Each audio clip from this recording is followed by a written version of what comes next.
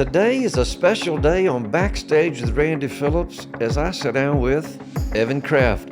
If you're not familiar with his music, well, you're going to be after today. But before we begin, if you haven't already, you know what time it is. Time for you to subscribe and give us a 5-star rating on the show, wherever you're watching or listening to today. Who knows? We might even read your comments live on the show. Now, through this interview, I've grown to love and respect Evan Kraft as an artist and a person. He is known by millions of people across the world as a wild success in the Latin music market, which was surprising to me. And if you're watching YouTube, you'll see why. But there's so much more to Evan's heart and his story. He's overcome adversity and is writing a different story for his future. It was a joy to talk to mi hermano. You ready? Let's go.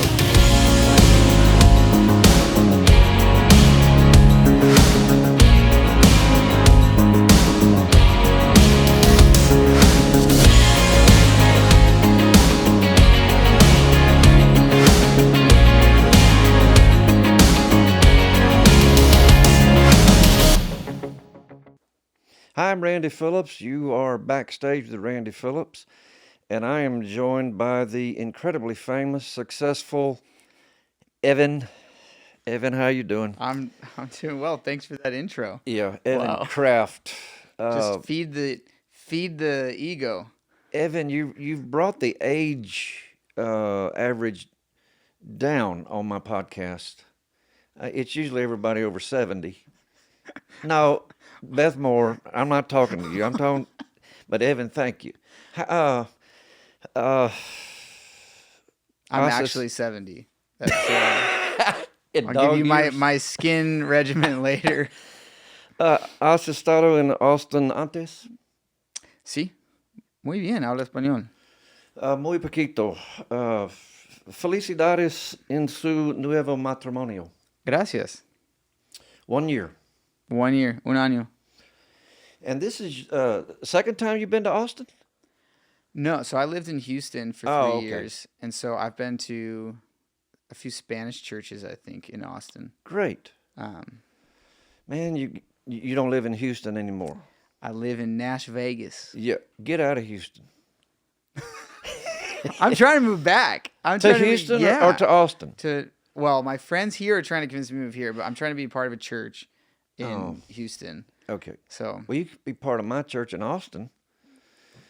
We got to convince the. Let's do some negotiating. The missus. Austin is so much prettier, Austin. Better than Houston. I love both. And Houston has hurricanes. You know what I love about Houston? What? The people. Well, then you'll love Austin more. Better people here. All right. This is your first bus tour? This is my first bus tour. Yeah. Before you did? All fly dates. So what do you think about bus life? This is Backstage, so you can be really, So I heard some artists in Nashville complaining about touring. And they're like, oh my gosh, it's so hard. And being away from family, I get that. That's hard no matter what. But it has been so fun. Good. You have a lot of free time. So I feel like I kind of need another job. Well, I can put you to work. Yeah. I have 9 hours a day that I got to figure out. Like Christian Stanfield, he's running 6 miles every morning. Well, get out there and run with him. I've tried to keep up. I can do 3 or 4, but you're in good shape, seems like to me. I have been in my life. Maybe not right. I got the freshman 15 marriage. Yeah, I want to talk about that in a minute. So, first bus tour, not only bus tour, you're headlining the tour. Is that a unique pressure that is... Well, KB is the headliner. Oh. I think... Well, we didn't know. I won't tell him that. Yeah, I think I would be They told me you were, support. that he was closing for you. Oh, yes. That is how... Is he closing for you? Yes, I financed this entire... You were supposed to get me KB for a podcast, but you failed. I was told last night. Well, that's plenty of time. Yeah, you're right. I had 9 hours. All right. You know, my parents told me not to judge a book by its cover, you know. Mm-hmm. But Judge me. You seem very white to me, very Caucasian. White. And yet, you're a Latino sensation. 1.3 followers. I don't understand. 1.3 or 1.3 million. Okay. Wait, did I say 1. Yeah, Who's the 0.3? I don't know. That would be a very small person. Yes. I'm creeping up on 125 followers. Just 125. That's And I'm creeping up on it. I think you are very funny. And I'm going to have to subscribe to this podcast. Okay. Well, at least this one. And then you can unsubscribe. Yeah. Wait, how do you get 1.3 million followers? I don't even understand. I don't. Really great timing. Okay. I mean, definitely God opening up doors, but I was one of the first artists when I started doing things on YouTube and putting out covers and just videos of my own songs on YouTube. I was one of the first artists to do that for Latin America. Mm-hmm. And there was a few others, but really I started doing acoustic. This was like piano and acoustic guitar covers of Hillsong, Bethel, Jesus Culture, my own songs. And like Hillsong contacted me and was like, hey, stop translating our songs. And then they emailed me over their entire anthology. And Whoa. so like it was just, they didn't have the time, resources, bandwidth to do what I was doing. And I was 22. My best friend was a producer. And we just knocked out like so many songs. And it blew our minds. And so everything just went viral. I mean, the first one I did was 10,000 Reasons by Matt Redman that a pastor asked me to translate. And my Spanish was terrible. I opened up 5 versions of Psalms 103 and was like stitching it together. And it worked. Where did you get? You're you're a Latino sensation, but your Spanish is phenomenal. But you appear to me so gringo-ish. Yeah, my parents do not speak Spanish. What in the world? I grew up in like north of LA in Thousand Oaks, and my dad started working at a homeless shelter, and he would take me, my brother and sister down to give out dinner or lunch, and I would meet a lot of people from Central America, and so that was something that like I was like, hey, I can take the Spanish I'm learning in school and actually apply it. And I'm learning about all these people's lives and their cultures and their countries, and it fascinated me. And so that was just kind of the spark. And I started reading like the Chronicles of Narnia in Spanish, and like other books. And I was just like, I was a nerd, just loved the language. Studied in Spain, and I came back home and you studied in Spain? Yeah, my second year of college, I did a semester there. Unbelievable. And my Spanish was still not very good at all. Like I had a really hard time holding conversations, and I read a book by Reinhard Bonnke, a German missionary to Africa, evangelist, and it blew my mind. And I said, God, I want nothing less than this. And so there's a long process, but I went down to Mexico. I was Googling Spanish churches in San Diego, found a church in Rosarito. I knew someone that knew them, and I go down there and had this, like, I mean, I went down thinking, oh, look, like I'm from north of LA. I'm going to teach these people. I was like, wait till I get there and revival is going to start. Yeah, Great Awakening. And I realized getting down there, I couldn't do anything. Like my guitar didn't work. They didn't have it was a tent meeting, dirt floors, like construction lights, like 60 people, 20 old ladies, like some youth. And like they would meet every single day. 6 days a week. And I get up there to sing, and I know 2 songs in Spanish. And they're like, will you preach? I'm like, I don't know what to say. I realized just how unequipped I was. Oh. And I start singing those 2 songs, and people were worshiping. And I actually had written a song in Spanish that was not very good. But sing a little bit of it. It's called Entrego Todo. Okay, sing a little bit. It's like, entrego todo a ti, me Me lavaste de mis pecados, en la cruz mi esperanza está contigo. And I love that. That one was a good one. There's another bad one. Let's hear a little Actually, I bit. really like that one. Let's hear that one. Just a skosh. It was called No Hay Nadie, but I was like, What I does would that mean? sing, there's no one. So it was like, Okay. there's no one like you, but it would be like, instead of saying like camino, which is the way, I would say camino, which is third person walked. So like, okay. So I would like, my grammar was not very good, and I was just like, Can you sing a little bit of that? Do you remember it? gosh, how does it even go? No hay nadie que sepa tu. That's good. Like something That's like good. that. Yeah, it Yep. was. I mean, agree. It was a lot of passion. Yeah, There was a lot of passion in it. I think you did the right thing. But I felt the Holy Spirit that first night Mm. just descend in that place, and I was like, I have never experienced anything like this in my home church. My goodness. And I understood, just like the Lord saying to me, nothing is going to happen here if you don't learn to love my people. Mm. And so like this arrogance and this, I'm going to teach these people how to worship. I'm going to like wait till I get there. It just like, it was just, God just like broke it in half. Oh. And so I stayed there and I was learning from the missionaries, and I was just, I mean, we were up in the hills in a little tiny bus inviting little kids that cuss at me. Like, I'd be like, you guys want to come to church? They're like, get out of here, gringo, beep, beep, beep. I was like, no, Did you understand They didn't teach me that word in Spanish They didn't teach class. you in Spain? Oh yeah, that? no. In Spain, they taught me a lot of words too. But it was just such an amazing thing that kind of sparked this love for the people instead of just the language and culture. And I think that was like, there's nothing about me that like qualified me to like, I'm going to be a star. But I think that like God is doing something so powerful in Latin America. Yes. And I just said, please let me be a part of it. Mm. In any way, shape, or form, let me be a part of it. Oh, I love that. Well, you've not only been a part, you have been on the front edge of that. And I thank God for you and your life. Man, you're a blessing. Thank you. You've been married a year, as this podcast shows, 1 year. Your wife, is she Latina? She's not. Okay. I thought I was going to marry a Latina. Yeah. Fell in love with a white girl from Cincinnati. That's not Latina at But all. we That's met. a Buckeye. Yeah. She's Ooh. actually an Alabama fan. Oh, no. I had no idea what I was getting myself into. Yeah. Oh, no. But we met in Mexico.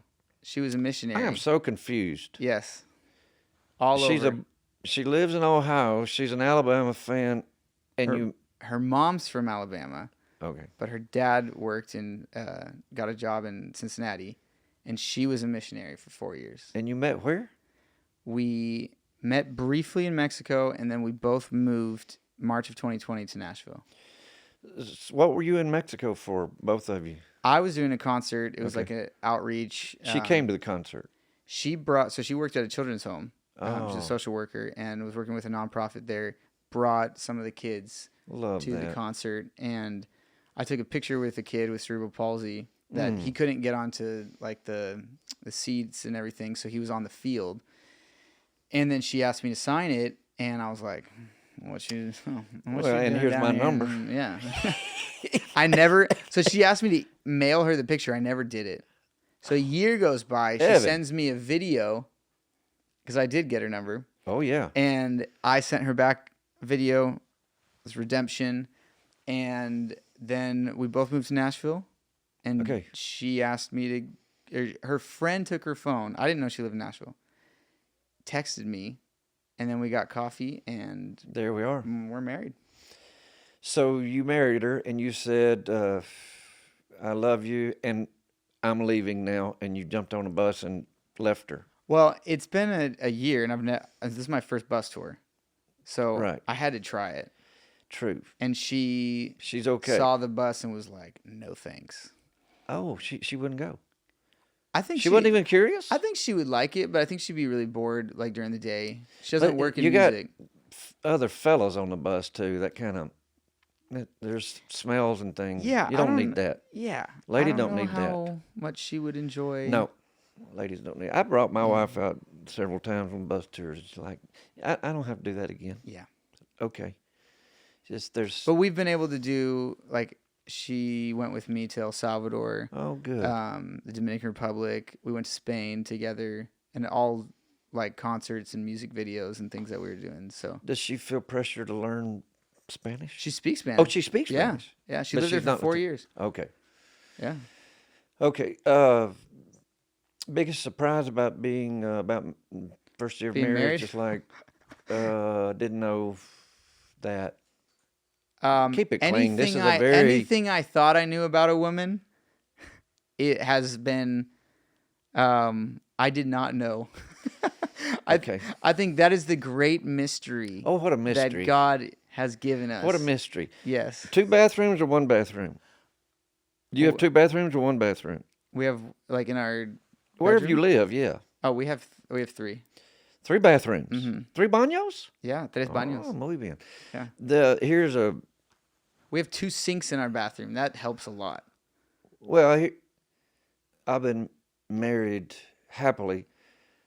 I've had 30 happy years of marriage, and I've been married 37, but there were 30 really good ones. Okay. 7 that were. Okay. Marriage is a.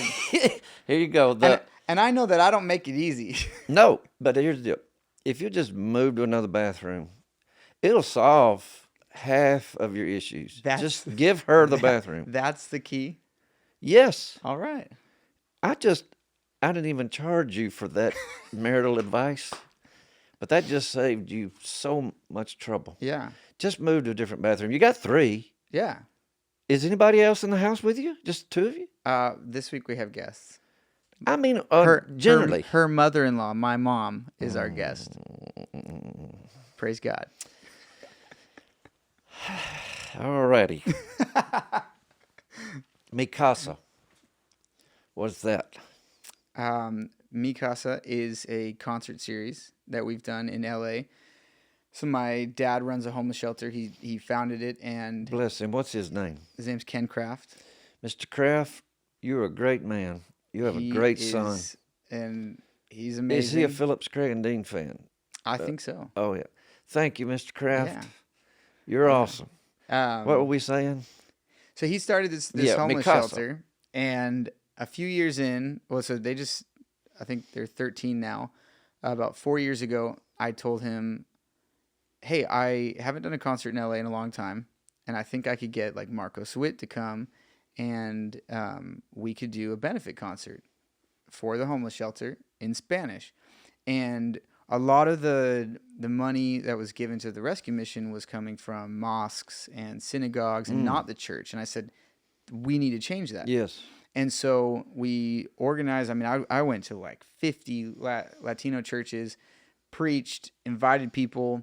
And on May 18th, I think, 2018, we did our first concert. Marcos Witt came. We raised $80,000 for the homeless shelter. Unreal. And Marcos came for free.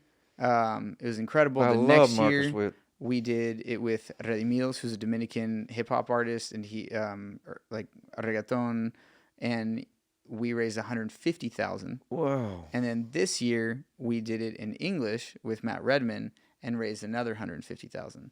Way to go. So it's been, and everyone has come for free. Everyone has given their time. And I think that it's a really cool thing as an artist where, I believe God has called me more than being an artist is to, I think art is an incredible way to activate people, to move them, and to call their attention. And so we use that to try to help the less fortunate. Yes. And so it's been absolutely amazing. And even the church has given us the place. And so it's so many people coming together to help solve an issue in the name of Jesus. I'm so proud of you. Thank you. Well done. So my audience here, all 100, creeping up on 125. You're all invited. How do they help fund what you're doing? Where do they go to? So my dad's rescue mission is called, their website is hopeofthevalley.org, and they're in the process of a name change, but that website still works. And they are the largest homeless service provider in LA. They have 2,200 beds. They just bought two or three hotels. My goodness. wild. They have a men's drug and alcohol rehabilitation clinic. They have women's and children's shelters. They have TAY, which is transitional age youth, people that time out of foster care. I mean, they're helping so many people, and they're a Christian organization. Yes. But we're trying to activate the church Yeah. to help fund and have an impact in Los Angeles. Could you help fund this? Would you help this incredible mission? Thank you. And Los Angeles is not lost. It is not outside of God's scope.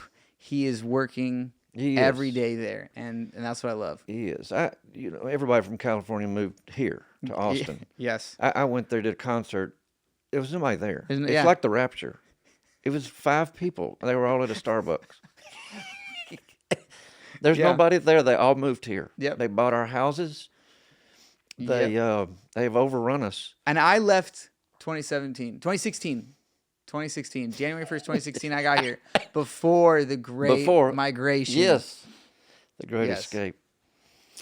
When you're doing a concert, when do you put your set list together? Do you do it? Is it different every night? Do you, you got to sync up lighting, sound, cues, all that. You keep it pretty consistent, or do you change it up? I probably have to change it more often than other artists because I have a Spanish set, I have an English set, and I have a bilingual set. Whoa. So, and depending, I mean, a lot of the things I do are like at churches, and so we'll do a worship set, or we'll do, so it's changes a lot, and I have a lot of music I've recorded. I think I've done 4 Spanish studio albums. I've done a worship album, a lot of like covers, and so it's a lot. But I put them together. I mean, I have an idea, but we, in Latin America, we have to be very adaptable. Yep. We I go in and I don't necessarily have an LD, a lighting director. I don't necessarily, like, I have a skeleton crew, and we try to use other people when we can. But we've had to adapt to different budgets, different churches, different situations, and so again, that's why when I hear some artists being like, "Oh, this is really hard," I'm like, "No, not really." Like, man, I would love to take you down. Yeah. Let me take to where I've been. Barrios, on the tour that you're on, do you keep the set the same? Yes. Okay. Yeah. Is that confining to you? You're creative. You're like, I'd love to do this song instead of that song. You just can't. Slightly, but I understand too because we have all of the lighting and everything synced, and I got all of the images made exactly for this tour. You ever forget the words to your song? Definitely, all the time. Can you just break into Spanish then? The problem is what happens you're in is Spanish? I feel like it's train tracks. I'm on this train track, and there's moments where I can get over to English, and moments I can get over to Spanish. Okay, but sometimes I'll just not be on either track. Well, you're creating a heavenly language. Yeah, and silence. Well, silence is good. You just worship. I think, yeah. Just lift your hands. Yeah. And people think you just overcome. It's funny because like my first song, the guy who did the lyric video, he's Costa Rican. I ran out of time to get some of the stuff fixed, but the song is called "The Devil's a Liar," and it's "Tell the Devil He's a Liar." But he doesn't speak English, so he put, instead of tell the, he put ta-da. And it's like I translated I saw it and I ta-da, was laughing so hard. And then it's like louder, and it's Lauder. And I just like, it's up there every night. And I'm just like, ta-da, people are going to think I can't spell. But I know it's wrong, but it's so funny. I love that. Well, after 30 years of doing this, our song, people ask me sometimes, how is your song, how do you keep your songs fresh? You've sung 1,000 times. Because we forget the words. So it's a new song nearly every time we sing it. Yeah, exactly. Dan Dean, he's the lead singer of my group. He'll just make up different words. It just people in the audience are singing like, I thought it was supposed to be. No, not tonight. No, you heard it wrong. It's fresh. On that album. we got yes. a fresh word. Yes, from the Holy Spirit tonight. What song in your set on tour is like, do you more like the first song out of the gate? Is that, or the last song of the night? Which is your preference? Like, there's two great moments. Yeah, I think, my favorite moment in the set is the fourth song. Okay. Because it's called Be All Right, and that's the song that's... Oh, it's Danny Goki. Yeah. Yeah, that's a great song. So I wrote that song first in Spanish with Redimidos, the Dominican artist. And, it took off March 2020 in Spanish. And I was like, I just gave this song away. Oh, my goodness. And so I rewrote it in English and then invited Danny. And that song, I think what's been so cool for me is just the stories that have come out of that song, and people sing it. Yes. Like, it's not like, some of the other songs are more wordy and whatever, but like this song is like, little kids know it. I love it. And that's been really cool for me just to, it's, it's not like the high energy song, so it's not at the beginning or the end, but it is the moment where I know that people are connecting with God. So it's You wrote it. I did, yeah. Well done. On my kitchen counter. Really? How do songs come to you? Do you hear another song that inspires you? You hear a message? Is it from the Word of God? Is it just like life experiences? How'd you write that song? Yeah, I think it's different for each one. That one, we went into Redimidos' house in Georgia, and he lives in like it's a very funny neighborhood. He's Dominican and just moved to Georgia. And I think he's like the only Latino on his block, but he loves it. In the state. Yeah, he loves it. But we went to lunch. We had already written a song, and he's like, hey, I want to write another song.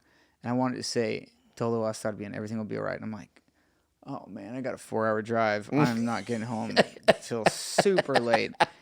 I was like, okay, whatever. And I'm just like trying to think of things. I have the audios, and it's terrible, like the first idea. But then I go into another room, and it starts coming out like the chorus. I'm like, oh, this is pretty cool. All right. And then he does his rap in Spanish, and I'm like, all right. And it took me maybe 45 seconds to write the first verse. Whoa. I couldn't like write it on my phone fast enough that I like was hearing. So for someone that hasn't written a song but desires to, where does that download come from? Is it just God, or is it? I think that it's was a talent. Definitely that was God. Because most songs take me so long. Yeah. I have to change them. I didn't have to change a single word after that night in Spanish. And then my brother lost his job during COVID. He moved in with me, and just so many different things happening. And I was listening to Redimidos' verse, and it starts out with like, Father, I confess, like this doubt, like everything is so hard. And I'm like, okay, I'm gonna take that inspiration for the English version. And so it says, Father, you say everything is going to be all right, but my circumstances say I won't make it through the night. And then I had this visual of like, you got the whole world in your hands. Yeah. But how many people in March of 2020 were like, I feel like I'm slipping through the cracks. Yes. I feel like am I so small? Like who am I in the grand scheme of like the world is falling apart right now? Who am I? Like, does God even see me? Yes. And so I think that where the song kind of like really came to life in English was that I was able to articulate in the moment somehow for my brother what a lot of people were feeling. That's good. And and I think it was cool because it wasn't like, hey, I'm gonna leave you there. I'm gonna then tell you Jesus has you, and He's sovereign. That. And so it was it's people ask me like, hey, do you get bored of singing? I'm like, absolutely not, because I get to see people have an encounter with God. I get to see people like find hope in the moment. I've had people come up to me and tell me they lost their child to COVID. I've had people tell me that they just got news that they have a tumor, and they listen to the song every single day. And I'm like, that's why I do this. Yes. Not to write the coolest song. If I was doing that, I would write pop. Yep. Well done, Evan Kraft. You're incredible. Uh, Danny Goki, how'd you meet him, or how'd you get that connection? I met Danny at the 2019 Dove Awards. Okay, you won a Dove Award for Last year I did, yeah. Latino. Spanish Album of the Year. Way to go. You know, I've been nominated for that so many times. I got my first English nomination this year. Really? Yeah. Way to go. Yeah, I'm excited. That's wonderful. Just got to beat out Lauren Daigle, CeCe Winan, that's Brandon easy. Lake. That'll be no problem. Don't worry about it. You got that. Yeah. I'll put in a good word for you up there. Yeah. So you met Danny at the Dove Awards, and that's how you connected? Yeah, we briefly met, and he told me that he loved Spanish, and so it was just, that connection. His wife is Latina. Yeah, she's Peruvian and Cuban. Yeah. Yeah, and so then I got his number. Have you ever met his children? Yes. There's a bunch of them. He's got a lot of them. Danny came to my church for Christmas Eve, and when he left, he brought the kids, and when they left, we had to bring in remodeling, construction people, Sabbath, and we had to. I don't want to tell you they're active, but oh yeah, they're active. Oh, okay. My favorite thing for Danny was that we went to Captiva Island for a radio thing in January together, and like me and my wife were there, and we were hanging out the whole day going to go see stuff, and and they're like just trying to get their children to wear clothes, right? And so Danny, I think Danny sang, or like I sang at this thing at night, and then Danny's holding his son, and his son throws up on his face. No! And so Danny throws up in the trash can. No! And like we were just like, dear Lord. We were like, you could be famous. No. And you could be it don't matter. A rock star, but you are a dad. You are just and then his wife is cracking up. Oh, Danny. Like it was so funny. But you've been married a year, and you're going to be married a lifetime. That's right. So we'll revisit this conversation in 20 years. They'll wheel me in for the interview. They'll wheel me in. Probably me too. No, you'll be fine. But an unbroken covenant hasn't been part of your upbringing. Yes. Do you mind talking about that, or would you rather not? Oh, yeah. Okay, your parents. Yeah. I mean, this has been a part of my story, and I think, if I just leave it at what happened, that is really hard, but I think God has redeemed my family in such a beautiful way. My dad was a pastor when I was a kid and was unfaithful. My parents got a divorce, and long story short. How old were you? I was 7. Oh, man. Long story short is that there have been, my siblings and I are all from the first marriage, so my mom and dad, and then there's been 3 other marriages since then, and so, God has had to heal me in a lot of ways, and I mean, and not even just, and it wasn't even just like in my immediate family. It happened to an uncle and some other things in the family. So there's so much, there's so many, and all of them were pastors. Oh, man. So there were many reasons to run away from the church. Yes. And say, this doesn't make sense. Yes. And there was a moment I tried for about 6 days. Started cussing and in Spanish or in English? In English, yeah. I was like, this is weird. Yeah. But I didn't read. I turned on the TV when it was in high school, and I remember seeing Joel Osteen on TV, and he was talking about generational curses. Yes. And he was saying that you do not need to be a slave to the sins of your forefathers. Love that. And I knew that. And I've known from a young age, like, and my father repented, and my uncle has repented, and there has been some incredible breakthrough in our family. And I knew these things, and I knew God was calling me to ministry. Like, I started leading worship when I was 13, but it was such a freeing. It was like, I'm either going to really believe what the Bible says, what God is saying about me, or I need to step out of this. Yes. And so when Joel Osteen was saying that, you do not have to be a slave to the sins of your father, that Jesus came to break those curses. Yes. It freed me in an incredible way.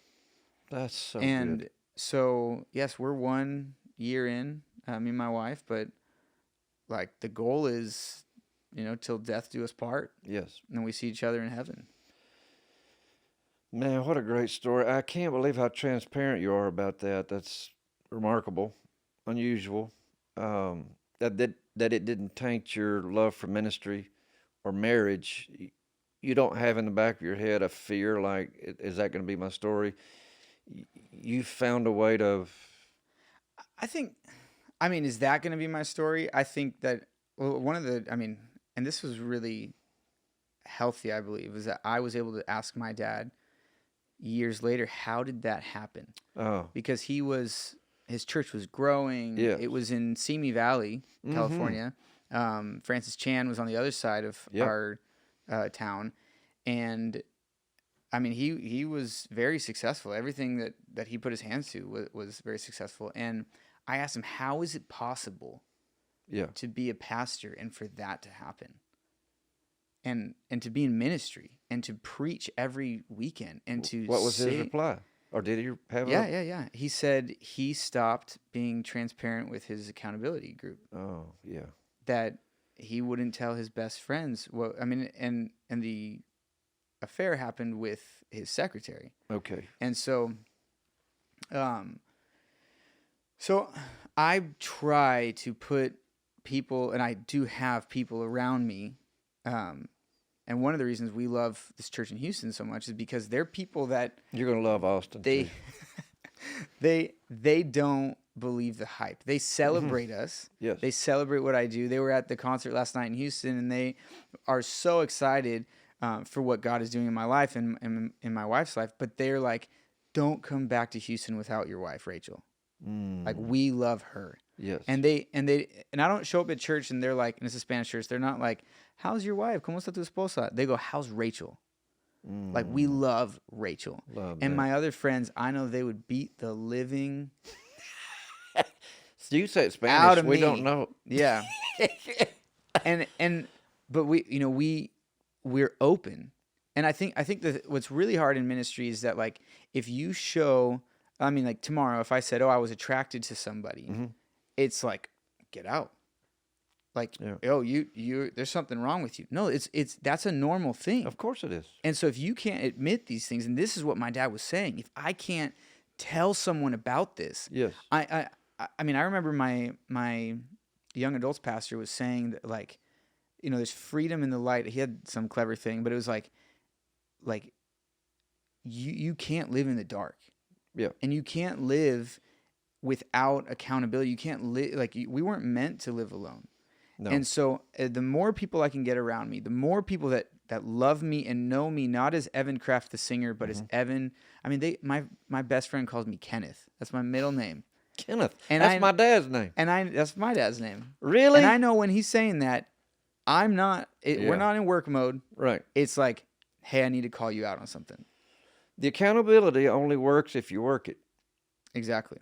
Everybody's got accountability people, but if you're not transparent, it's just window dressing. Yeah. That's not going to be your story, Evan Kraft. That's right. It's just been a joy. I've really enjoyed. It's like I've known you forever. You're like my Spanish brother. Come on. In white skin. Tu hermano. Mi hermano. I hope you'll come back and see us. I can't wait to see your show and hear you. It's going to be loud. Not as loud as KB, but it'll be loud. Okay. It'll be very fun. I will dance. Oh, I like dancing. David danced. Like David danced. I will make a fool of myself. I love it. Just keep your clothes on. I will keep my ephod on. Evan Craft, everybody, it's been a joy. Thank you for having me. To find out more about Evan's upcoming project, visit evancraftmusic.com or follow him at Evan Craft on all his socials for English or Spanish content. We thank you for being part of this podcast community. Please remember to rate, review, and subscribe to the show. We'll see you on the next episode.